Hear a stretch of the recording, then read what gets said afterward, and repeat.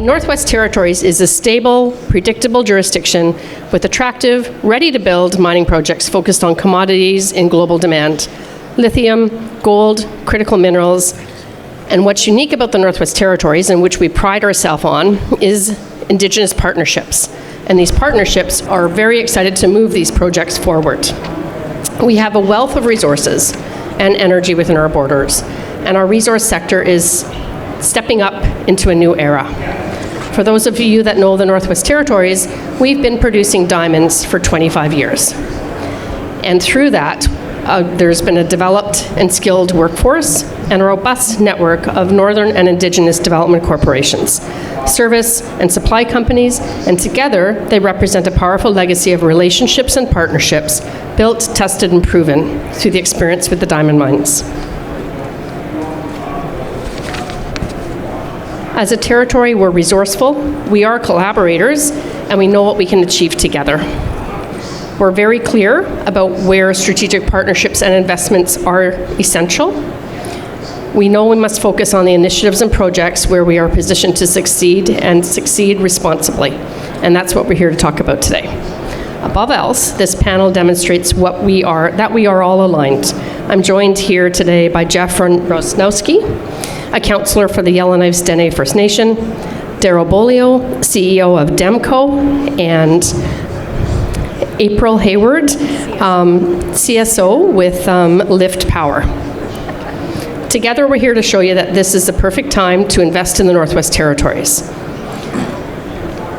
On the surface, we may resemble other prolific mining jurisdictions around the world, but while the rocks may come out of the ground in much the same way, what happens behind the scenes in the Northwest Territories sets us apart in social and environmental responsibility. So, this is the NW difference that we're going to talk about today. So I'm going to let each one of our panelists say a few words. So first, we're going to ask Jeff to introduce himself and say a few words. My name is Jeff Rosnowski. I'm a proud member of the Yellowknives Dene First Nation, and more recently elected councillor. So 2 years I've been on council. I have an extensive experience and history in the diamond industry. Like when I graduated high school, I began polishing diamonds, and that's when the diamond mines first opened in the north. So from there, I ended up gradually getting into to the actual work in the diamond mines, and I spent about 10 years working on different remote diamond mines in the Northwest Territories, and through that I gained experience operating equipment, and I ended up being the lead hand for mine dewatering crews and as well as ice road construction crews. But when I was 30, I decided to go back to school and get an education, invest in myself. So I went to Ontario and ended up taking mining engineering technology. So since I graduated from that program, I've been involved in many mine remediation projects and getting, expanding my knowledge and whatnot of the mining industry and what that entails. So I'm glad to be here today, and look forward to discussions. Masi. Masi, Jeff, thank you. And next, Darryl Bolio, CEO of Dene Investments. And Darryl, we have a couple of your slides up here if you want to go through them. I'm Darryl Bolio. I actually started my working life in mining exploration with Noranda Exploration back in the 70s, so a little bit of a background in that area. So I thought a picture tells 1,000 words, so I thought we'd show a couple of slides here. And where the star is our Kamsel River project, where there was 5 previous mines in that area that focused on silver and gold and copper. We went back into that about 12 years ago and looking at the silver, because some of the drill results that they had back then, when they had some holes that were never mined with really good silver in the drill core. But in any case, when we went back, what we found was we had IOCG mineralization and IOE mineralization, And it's something that we're looking at in terms of the critical minerals and the rare earth elements on site there. So we spent probably probably $7 million so far with the help of NRCan, and we've come to looking at drill targets now. So that'll be our next step.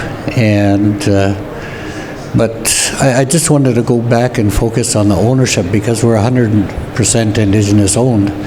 And of course, like any project generator or exploration company, once we get investment, we'll probably have dilution factors kick in.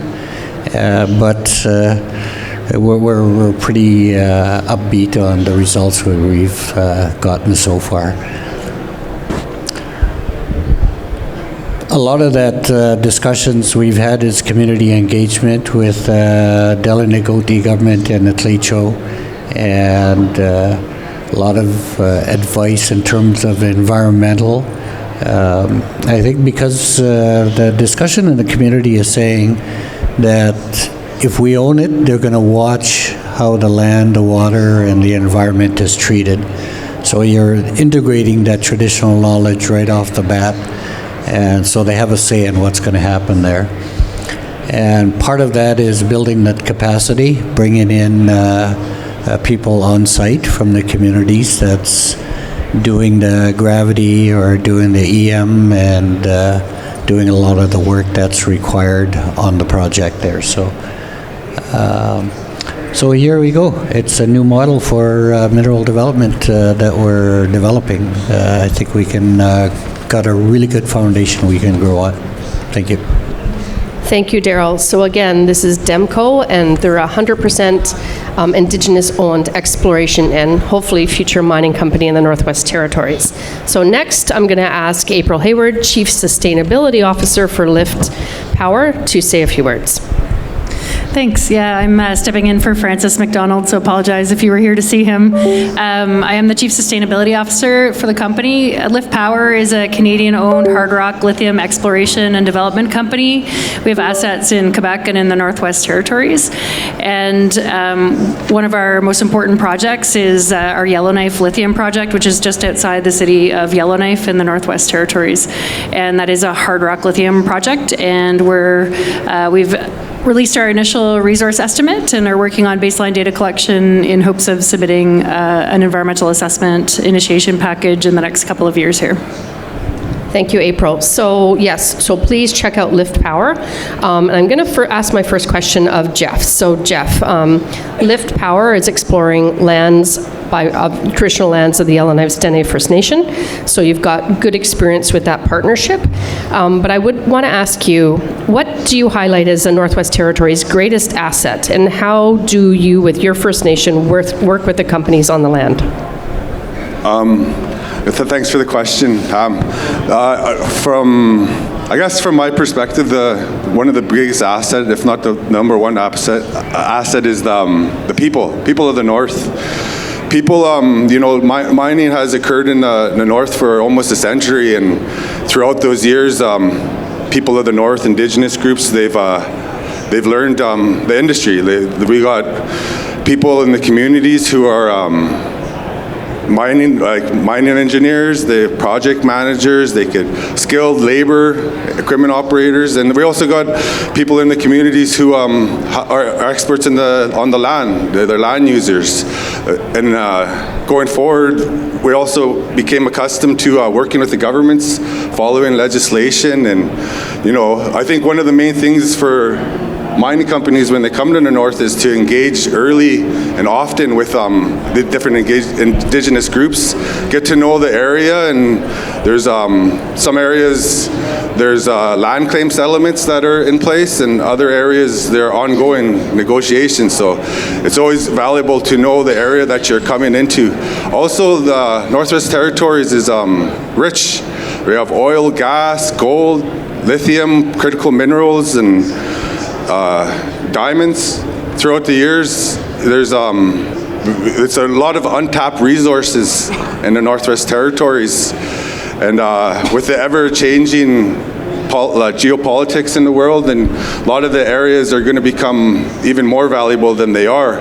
So it's always good to respect the land that you're going on, and like LIFT, engage early with different Indigenous groups and get to know them. And from there, you build the relationship, and that creates certainty, and that's every major project needs that certainty for investors. So it's always good to engage early and often.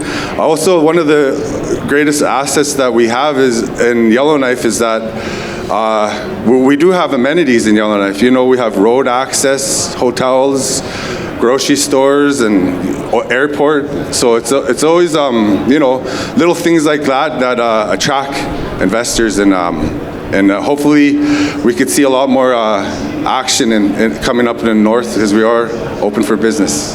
Merci. Thank you, Jeff. Now for a question for April. The NWT is in a new chapter for its mining future. We've just had for 12 years responsibility for lands, water, and mines, so we're relatively new to managing those rights from the federal government. So, April, we know that there might be some misconceptions from the past that investors might have heard about from past experiences, but can you just comment a bit on what misconceptions might be out there about the Northwest Territories? Yeah, sure. I think, for us, often people think about the Northwest Territories as having projects that are orphaned and really far from infrastructure, but that's not always the case. And in fact, when it comes to some critical minerals like lithium, and specifically our project, for example, is located extremely close to existing infrastructure, including an all-weather road that leads to railhead and enterprise. So although we definitely have our challenges with infrastructure in the north, not all projects are orphaned. And in fact, there's been a lot of work by the government of the Northwest Territories and others, business leaders, to ensure that the infrastructure gets built out in an appropriate way that can really help to drive mineral development forward and hopefully into mining in the future. And the other thing I would say is I would touch on exactly what Jeff said around the value of the people in the Northwest Territories. It's a small population. There may be some misconceptions around the ability of Northerners to take on mining projects and development projects, but there is such a wealth of experience in the Northwest Territories. People who have lived and worked in the mining industry, which has been the basis of the GDP for the Northwest Territories for many, many years. And certainly LIFT as a company has been benefiting from that and from the knowledge and experience of our Indigenous partners like YKDFN and its members and the businesses that have sprung up to support the mining industry in general. So infrastructure is actually not an issue all the time, and there's such a wealth of experience and knowledge and support for mining in the Northwest Territories. Thanks, April. So you all know there's real momentum in the north right now. There's all eyes and attention on the Arctic. And Daryl here has been leading as a leader towards developing and expanding and raising awareness of the Northwest Territories. So Daryl, can you just provide the audience with a few messages about the Northwest Territories? Yeah, no, thanks, Pam. I think now's the time. And just to add on to April's question, I think one of the misconceptions is in the north, don't underestimate what the Indigenous groups are doing up there, right from all the 5 or 6 regions, and especially in mineral and rare earth development. So now is the time, I think, as investors, it's a good time to get in on the ground floor, because this is going to be probably one of the greatest wave of resource developments. And we all know that resource development comes and goes in waves. And so what's happening in the NWT right now, and with the last 25 years of servicing the industry, and there was a lot of discussion on the actual ownership of the resources and the development, the exploration and the development. And that's starting to come up here, not only in the Northwest Territories with DEMCO, but it's right across, right in the Yukon and Northern Quebec and Northern Ontario and Saskatchewan and Manitoba. If you start looking at across the countries, this country's map and the ownership of resource projects by Indigenous people, that momentum has really grown in the last decade. So I truly believe that the critical minerals in Canada is a real good stepping stone for that movement moving ahead. So, and as I said, part of that development at the same time is protecting the land and the wildlife and the animals, and that's the balance that those Indigenous companies are going to be bringing. So it's moving ahead positively, but being aware of the negative effects and mitigating them before you get there.